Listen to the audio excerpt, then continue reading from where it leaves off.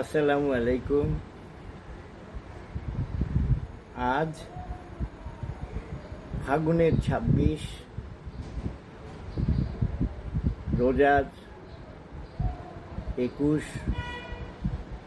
আলহামদুলিল্লাহ আমি এখনো রোজা আছি। ১১ই মার্চ ২০২৬। আর পিছের এই যে এই লেখাটা, এটা আমার নামের প্যাড। এই লেখাটা আমাদের মুক্তিযুদ্ধের আমাদের প্রধান জেনারেল ওসমানীর সই। এটা আজকের তারিখে ১৯৭২ সালে আমার একটা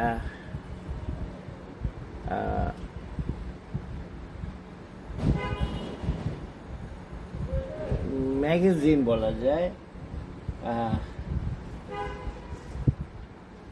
চিত্রলিপি, মানে আমার প্রথম ছিল এটা ২১-এর সংকলন। তারপরে ২১-এর সংকলন ১৯৭২। আর এটা আমার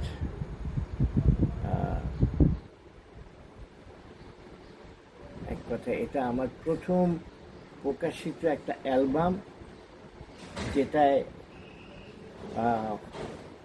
অটোগ্রাফের জন্য আমি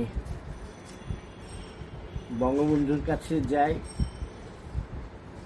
এই ১১ই মার্চ ছিল তারিখটা, এবং আমি এই গণভবন, যেটা রমনা পার্কের পাশে, তো এখানে এটা তখনকার ব্লকে ছাপা। এই কভারটা ব্লু কালার দিয়ে করেছিলাম হালকা, কারণ যাই হোক, এই যে এখানে লেখা আছে চিত্রলিপি বাংলাতে ২৬শে মার্চ ১৯৭২, মানে ওই দিন এটা প্রকাশ করেছি। কিন্তু এই প্রথম পাতায় একটা বঙ্গবন্ধুর বাণী আর জেনারেল ওসমানীর বাণী, এই লেখাটাই ছিল। এবং এই আর কি পুরো বইটা বলতে গেলে, এবং লাস্টেও কিছু ছবি। এখন একটা মূল ব্যাপার এটা হলো যে আমি এই তখন এই যে এটা বোধহয় সম্ভবত সুগন্ধা, রমনা পার্কের উল্টো দিকের কোনাটার মধ্যে আমি গেছি। নিচতলায় বঙ্গবন্ধুর অফিসে ঢুকবো, এর মধ্যে দেখি জেনারেল ওসমানী দাঁড়ানো। না, ওটা ওসমানী বেরিয়ে যাচ্ছেন। আমি ওনাকে স্যালুট করলাম, তারপরে আবার এই প্যাডটা ওনার দিকে বাড়াই দিলাম, বললাম স্যার একটা অটোগ্রাফ লাগবে। বললো কেন? আমি বললাম যে এমন একটা চিত্রলিপি নামে একটা অ্যালবাম বের করছি, ছবি দিয়ে, মুক্তিযুদ্ধের ছবি, বঙ্গবন্ধুর ছবি দিয়ে, আপনার একটা বাণী হলে ভালো হয়। উনি গট গট করে লিখে দিলেন। এর মধ্যে লেখাটা রঙিন ছিল, আমার ওটা পেলে আবার পরে দেখাতে পারবো। তো উনি দিলেন, আমি পাতাটা উল্টায় আগাবার দেখি বঙ্গবন্ধু অলরেডি দাঁড়ায় গেছেন। উনি তখন উনি বাইরে বার হয়ে যাবেন, আমি পথ রোধ করে দাঁড়ালাম। তার আগে ২১শে ফেব্রুয়ারিটা দেখা হয়েছিল শহীদ মিনারে। তো আমি বললাম, উনি বললেন কী রে? তো আমার এই প্যাডটা ওনার হাতে দিয়ে বললাম, পাতাটা উল্টে, যে এমনভাবে একটা স্বাধীনতার উপরে একটা অ্যালবাম বের করতেছি চিত্রলিপি নাম দিয়ে, এখন আপনার একটা বাণী ছাড়া কি করে হয়, সেই জন্য এসছি। উনি প্যাডটা হাতে নিলেন, দেখলেন, তারপরে বললেন এটা তোর প্যাড? বললাম জি। তোর প্যাড আমি লিখুম? বলে হায় আল্লাহ, তাই তো। আমি তো এটা ভেবে দেখি নাই যে আমার প্যাডে উনি লিখবেন। ওটা তো ঠিক। দেখলেন যে আমি ঘাবড়ে গেছি। উনি হেসে দিয়ে আমার পিঠে একটা থাপ্পড় দিয়ে বললেন, তোর প্যাড আছে, আমার প্যাড নাই। ভাবা যায়, আমার তখনও 20 বছর হয় নাই, জাস্ট আমি 19 বছরের যুবক। আমি বললাম জি আছে, জি। বলে তুই কালকে এসে নিয়ে যাইস। এই যে এই প্যাডের মধ্যে লেখা আছে 12/3/72। পরের দিন গিয়ে আমি নিয়ে এসেছিলাম। এখানে লেখা বাংলাদেশের স্বাধীনতা আন্দোলনে যে সকল বীর সন্তান আত্মাহুতি দিয়ে গেলেন তাদের স্মৃতিকে আমরা যেন ভুলে না যাই।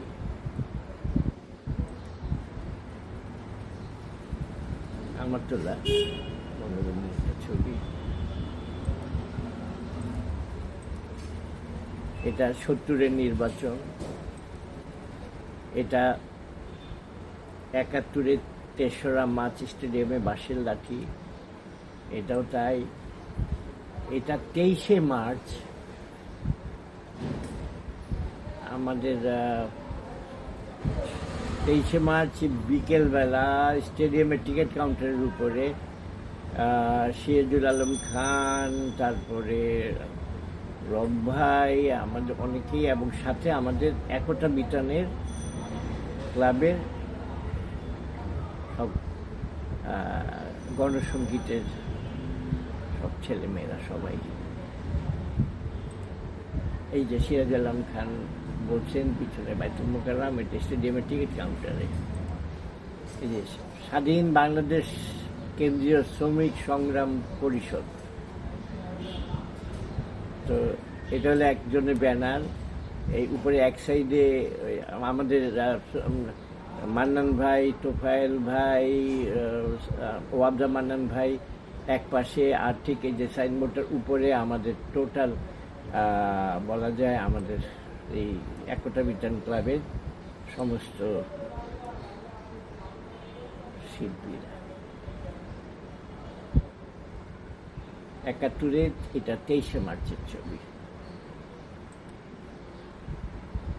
এটা আবার 72-এর 31শে জানুয়ারি আমরা অস্ত্র সমর্পণ করি। আমাদের সবচাইতে ইয়াংগেস্ট মুক্তিযোদ্ধা ছিল পলাশ, 10 বছর বয়সে। ও একটা স্টেন গান বঙ্গবন্ধুর হাতে তুলে দিচ্ছে। এটা আমাদের ক্যাম্পে খাওয়া দাওয়া রান্না হচ্ছে, মানে কি পরিমাণ আমাদের সবাই ছিল এইখানে, মানে গ্রামের উঠানে। এটা শিমুলিয়া গ্রাম। শহীদ টিটো ও 15ই ডিসেম্বর শহীদ হয়। এই ছবিটা আমার তোলার সম্ভবত অক্টোবর কি নভেম্বর মাসে। এটা আমাদের জিরাবই স্কুলের মাঠে। বাচ্চু ভাই আছে এখানে, এখানে সম্ভবত হাকিম ভাই আছেন, সাবু ভাই হয়তো আছেন, আর আমাদের একটা দলকে নিয়ে আলোচনায় যে পরের অপারেশনে কোন দিকে যাবেন। এখানেও বাচ্চু ভাই, জামি, টনি, আর আমাদের অনেকেই। এটা অপেক্ষায়, এটাও আলোচনা হচ্ছে। নিচে একটা এলএমজি রাখা আছে। এই তো দেখতে দেখতে 55টা বছর পার হয়ে গেল, ভাবাই যায় না।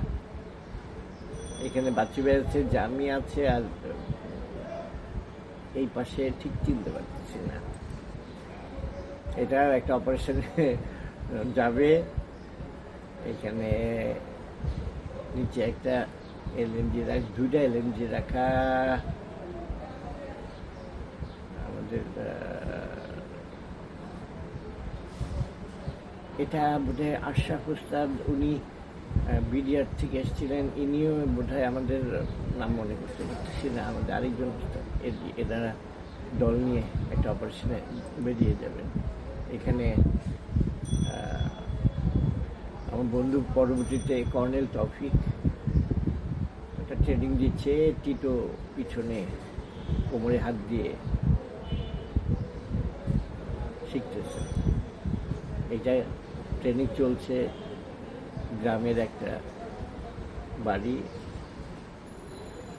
এ বাড়িতে লোকজন সবাই এক কথায় বাড়ি ছেড়ে দিয়ে চলে গেছিল, কিন্তু আমরা ছেড়ে দিয়ে চলে গেছিল মানে এক কথায় হয়তো সীমান্ত পার হয়ে চলে গেছে। তো আমরা ওই বাড়িটায় আমাদের ওদের কেউ একজন ছিল, সে আমাদের সানন্দে আশ্রয় দেয়। এটা শিমুলিয়া গ্রাম, গণস্বাস্থ্য কেন্দ্রের থেকে আরো 2-3 মাইল ভিতর দিয়ে।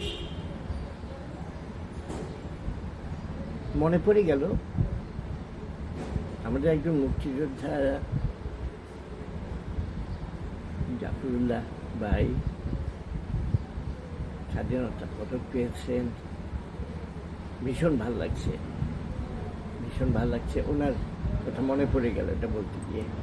এখানে এটা হলো শপথ গ্রহণ করাচ্ছেন বাচ্চু ভাই আর সাবু ভাই। আর আমাদের একটা দল, এটা আমাদের হাতেই লোকালি ট্রেনিং পেয়েছে। এই যে একটা দল যাচ্ছে অপারেশনে। এটা আমি অ্যাম্বুলেন্সে রেডি হয়ে বসে আছি। আমার এই ছবিটা তুলেছেন আমাদের কমান্ডার নাসিরুদ্দিন বাচ্চু ভাই। এটা অপারেশন জ্যাকপট। এটা পরবর্তীতে পরে গিয়ে ছবি তুলেছিলাম। তাই একটা জাহাজের মানে 2 টুকরার 1 টুকরা। এটা এয়ার রেড যখন চলে, এই যে এটা আমার বাড়ি। আমি এখন যেখানে বসে আছি এটা এই পাশে সিঁড়ির ঘরটা, আর উপরে একটা ছাপরা উঠানো। যা কিছু করার নাই, ছাপরা ছাদেও যেতে পারি না, কিচ্ছু করার নাই। যে যার মতো চলে, আমরা সবাই রাজা। এটা এয়ার রেডে অফিসার্স মেস তেজগাঁয়ে। এইটা সবচাইতে দামি ছবি। ডিসেম্বরের 12 কি 13 বা 14 ডিসেম্বর হবে, যে বঙ্গভবনে বোম মেরে প্লেনটা উড়ে যাচ্ছে। সবচেয়ে ইম্পর্টেন্ট ছবি, কারণ এরপরেই কিন্তু বঙ্গভবন থেকে সবাই, তখন ছিল এটা গভর্নর হাউস, সবাই পালায় যায়। বাচ্চু ভাই, সাবু ভাই, বাবলু, আরো কয়েকজন যাচ্ছে একটা অপারেশনে।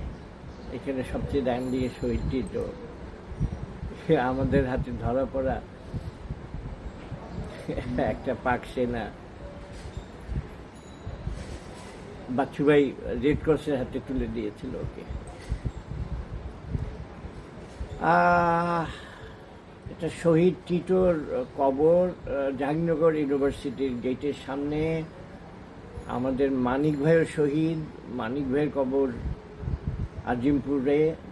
এটা মানিক ভাইয়ের মা টিটোর কবরে ফুলের মালা দিচ্ছে। এখানে আমাদের অনেকেই দাঁড়ানো।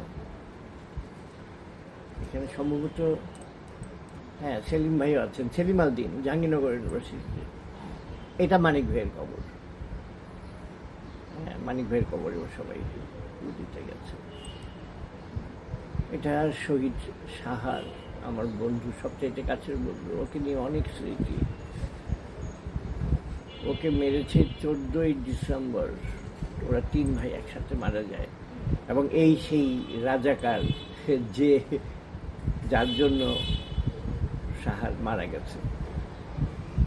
ভোর রাতে এসে ডাক দিচ্ছে, এই সাহার একটু শোন। মনে করছে বন্ধু ডাকতেছে, বাইরে এসে দেখে পাকিস্তানি আর্মি ঘেরাও দিয়ে রাখছে। বাকি 2 ভাইকে গুলি করতে করতে সাহার ভাবছিল ভিতর থেকে একটা অস্ত্র আনবে, কিন্তু ততক্ষণ ওর পিঠে গুলি, বুক দিয়ে ফুটো হয়ে সমস্ত নারী বুড়ি নিয়ে বার হয়ে চলে গেছে। এটা 17ই ডিসেম্বর। আমরা ঢাকা থেকে একটু গাড়ি করে নিয়ে যাই, একবারে আমাদের দলের সবাইকে নিয়ে আসি। ঢাকার পথে আমাদের দল, বাচ্চু ভাই আছেন, জামি আছে। এটা 16ই ডিসেম্বর। ওই সুগন্ধার সামনে এই এক পাশে দেখা যাচ্ছে বঙ্গবন্ধুর গাড়িটা, বোধহয় ফ্রেশ হয়ে এসে এখানে ঢুকবে। এখানে একজন পাকসেনা পড়ে আছে মরে, এটা আমাদের টেলু ভাই ব্রিগেডিয়ার বজলে কান্তের, আমাদের পাড়ার, উনি আসতেছেন হেঁটে। এটা আরেকটা পাকসেনা মরে পড়ে আছে। আমাদের সেক্টর 2 অন্য একটা গ্রুপ, আমাদের গ্রুপ হলো ঢাকা নর্থ, এরা হয়তো অন্য একটা গ্রুপ। এটা 16 ডিসেম্বর নিউট্রাল জোন লেখা আছে এখানে হোটেল ইন্টারকন্টিনেন্টালের সামনে। এই যে একটা ভারতীয় ট্যাঙ্ক, আমাদের একটা গাড়ি, এই যে পাকসেনারা সবাই দল বেঁধে যাচ্ছে সারেন্ডার করতে। আসলে অফিসিয়ালি কোনো একটা সারেন্ডার সেরিমনি হয় আমি এটা ভাবিনি। এটা ধানমন্ডি 18 নম্বর রোডে বঙ্গবন্ধু পরিবারকে এখানে রাখা হয়েছিল। আমার বন্ধু জামাল ওই বাড়ি থেকেই পালিয়ে চলে গেছিল মুক্তিযুদ্ধে। স্বাধীনতার পরপর কামাল ভাই ফিরে আসলে বঙ্গবন্ধু, বঙ্গমাতা, ওনাকে দাঁড়াবারের ইয়ে নাই, ওনার পা পেয়ে সামনে পেয়েছে, ওইটি জড়িয়ে ধরে কান্না। কামাল ভাই আমাকে খুব আদর করতেন। টেলিভিশনের কয়েকটা ছবি, এটা হলো ইয়াহিয়ার বাড়ি, নিকটে করে পরীক্ষা না থাকলে রাস্তার পাশে নালায় অথবা নিচু জায়গায় আশ্রয় দিতে হবে ওই প্লেনের আওয়াজ পেলে। এটা বঙ্গবন্ধুর বাণী। এটা 17 ডিসেম্বর যখন আমরা জিআইটিতে টেলিভিশন ওপেন করি তখন এই বাণীটা ব্যবহার করা হয়। বাংলাদেশ টেলিভিশনের প্রথম টাইটেল, প্রথম ফ্ল্যাগ। হায়দার স্যার আমাদের উদ্দেশ্যে কিছু বলবেন, আমরা যারা ঢাকায় ছিলাম, ঢাকাটাকে পাহারা দিয়ে রাখার জন্য মেজর হায়দার আমাকে খুব আদর করতেন। এই গেরিলা বলে একটা পেপার আমরা বের করতাম সমস্ত অ্যাম্বাসিগুলিতে দেওয়ার জন্য ইংলিশে, সাইক্লো স্টাইল মেশিনে। সেও আরেক অনেক কাহিনী। এটা 16 ডিসেম্বর শহীদ মিনার। যে শহীদ মিনারের অবস্থা এমন ছিল যে ভাবা যায় না, গুড়িয়ে নিয়ে গেছে, তার মধ্যেও সবাইকে ফুল দিয়েছে। এটা কাদের সিদ্দিকীর মিটিং, সেখানে ক্যাসেট প্লেয়ারে বঙ্গবন্ধুর 7 মার্চের ভাষণ, আউটডোর স্টেডিয়াম, এটা পল্টন ময়দান। এখানে কাদের সিদ্দিকী বসা, পাশে শেখ জামাল বসা, সম্ভবত লতিফ সিদ্দিকী লেকচার দিচ্ছেন। কাদের সিদ্দিকী 1, 2, 3, 4, 5 জন অপরাধী, কোনো একটা অপরাধ করে তারা পালায়ে যাচ্ছিল। কাদের সিদ্দিকী তাদেরকে ধরে নিয়ে আসে জনতার আদালতে। প্রথম এটা গণ আদালত বলা যায়। সবাইকে জিজ্ঞেস করে এরা এই করছে, এই করছে, কি শাস্তি হওয়া উচিত। সবাই একবারে চিল্লায় উঠছে ফাঁসি, ফাঁসি, ফাঁসি। এই যে সবাই হাত তুলে রায় দিচ্ছে, জনগণের রায় যে ফাঁসি। তখন কাদের সিদ্দিকী বলেন, ফাঁসি তো এখন এখানে দেওয়া সম্ভব না, তবে আপনারা চাইলে মৃত্যুদণ্ড কার্যকর করা যায়, আর এদের জন্য গুলিও নষ্ট করব না। যাই হোক, এটা 10 জানুয়ারি বঙ্গবন্ধু যখন দেশে ফিরে আসেন, তখন বঙ্গবন্ধু আসার আগে সমস্ত নেতারা এখানে, তোফায়েল ভাইকে দেখতেছি, রব ভাই, রাজ্জাক ভাই, শাহজাহান সিরাজ, সবাই সবাই সবাই এখানে, সবাই অনেক অনেক। শেখ রাসেল বাবার অপেক্ষায় ফ্ল্যাগ নিয়ে দাঁড়িয়ে আছে। জামাল আমার বন্ধু, ও অপেক্ষায়। 10 জানুয়ারির ছবিটা। এখানে মেজর হায়দার আর আমার 2 বন্ধু ভারতীয় সাংবাদিক। এটা এয়ারপোর্টে, যে ডিএসসিসি ঢাকা ইন্টারন্যাশনাল এয়ারপোর্ট। হ্যাঁ, এখানে সবাই ফুল নিয়ে অপেক্ষায় আছে। এখানে সব ভারতীয় কর্মকর্তারা সব বঙ্গবন্ধু প্লেন থেকে নামছেন, এবং সবচেয়ে মজার কথা হলো এই যে প্লেনের নাম হলো, মানে সিঁড়িটার মধ্যে লেখা ABI, এয়ার বাংলাদেশ ইন্টারন্যাশনাল, মানে PI এর থেকে এটাকে ABI করা হয়েছে।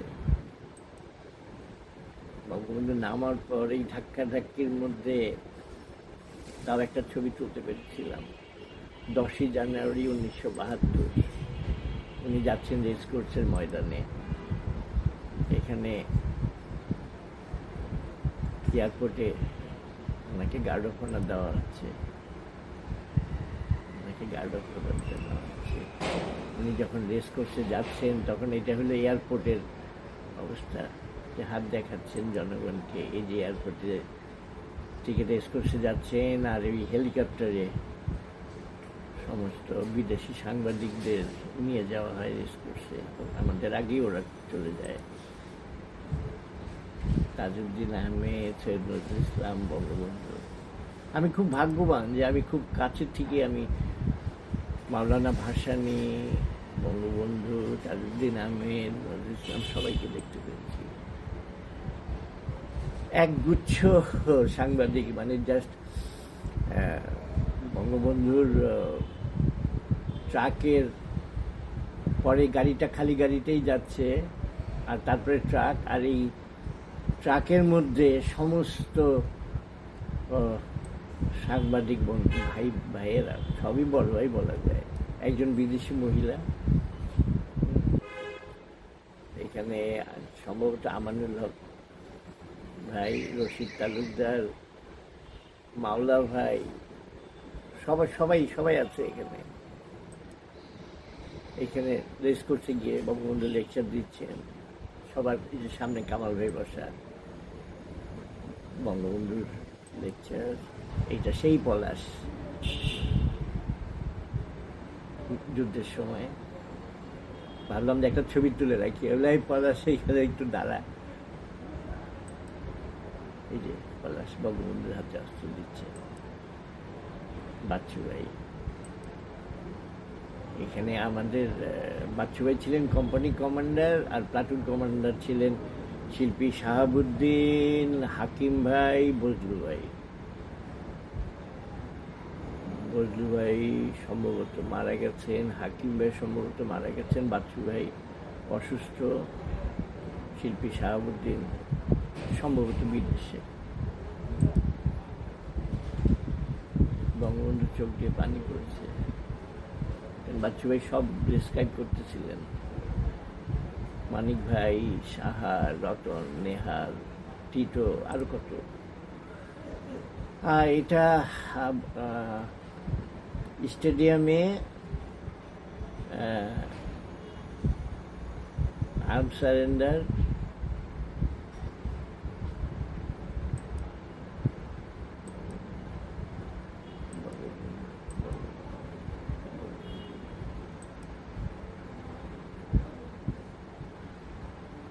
পাকিস্তান অবজারভার, তারপরে দৈনিক পাকিস্তান কেটে দৈনিক বাংলাদেশ,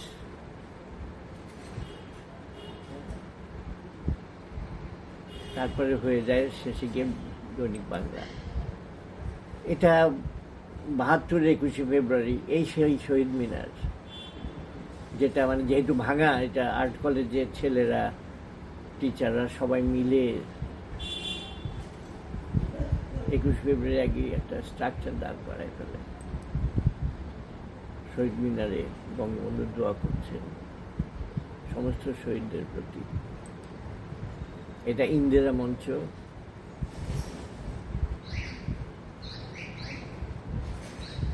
এটা আমার পরের বইয়ে জায়গাতেই, আগের বইয়ে ওই শুরুর ছবিগুলি ছিল। এটা ইন্দিরা মঞ্চ, এটা মাওলানা ভাসানী, বঙ্গবন্ধু, এটা একটা ২৬শে মার্চ, এটা আমার তোলা বঙ্গবন্ধুর শেষ ছবি। এটা ১৯৭৪-এর ১৬ই ডিসেম্বর।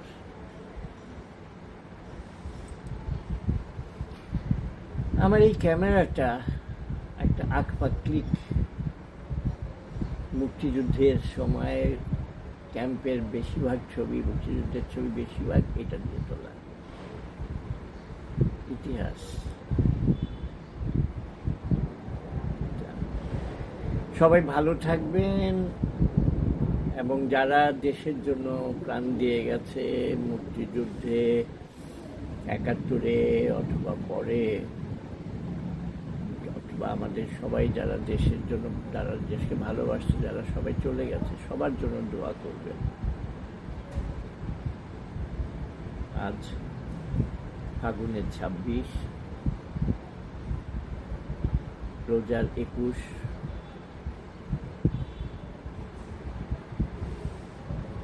আর ১১ই মার্চ ২০২৬। সবাই ভালো থাকবেন। খোদা হাফেজ। জয় বাংলা।